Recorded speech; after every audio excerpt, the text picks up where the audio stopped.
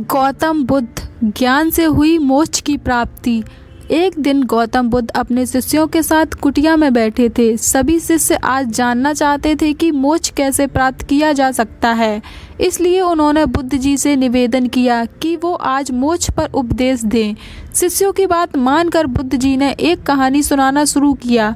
यह कहानी थी एक जल्लाद और भिक्षुक की।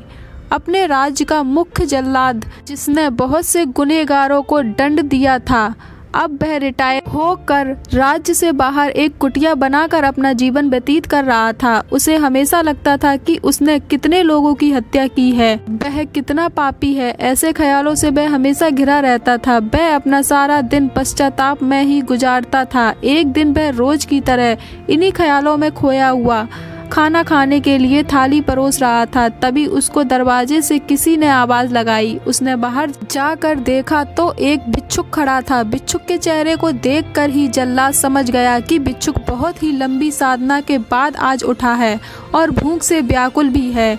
जल्लाद के मन में आया कि जिंदगी भर तो मैंने बस हत्या ही की है, आज मौका मिला है कुछ पुण्य कमाने का, तो इसे गंवाना नहीं चाहिए। उसने भिक्षुक को अंदर बुलाया और अपने खाने की थाली उसे दे दी।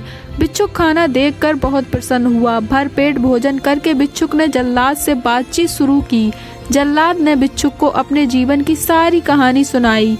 उसने बताया कि वह कैसा काम करता था, उसने कितने लोगों को फांसी दी और वह सोचता है कि वह कितना बड़ा अपराधी है।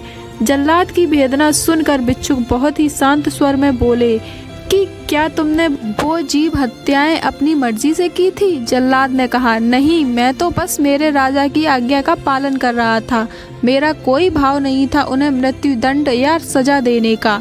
तब भिक्षुक ने कहा, तब तुम अपराधी कैसे हुए? तुम तो अपने राजा के आदेशों का पालन कर रहे थे। जल्लाद को एहसास हुआ कि वह किसी गलत काम के लिए जिम्मेदार नहीं था।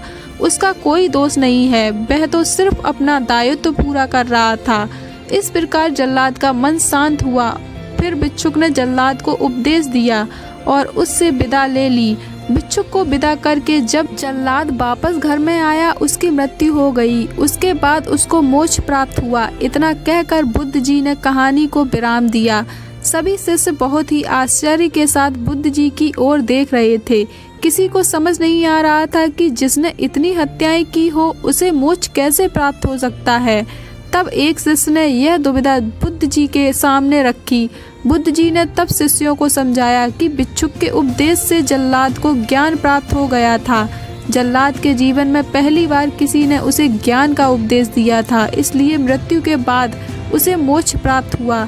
अपनी बात को विराम देते हुए अंत में बुद्ध जी बोले, बिना ज्ञान के 1000 शब्दों का उपदेश भी बेकार है, किंतु जब शांत मन से उपदेश का एक शब्द भी सुन लिया जाए तो वह ज्ञान दे देता है और ज्ञान से ही मोक्ष की प्राप्ति संभव है।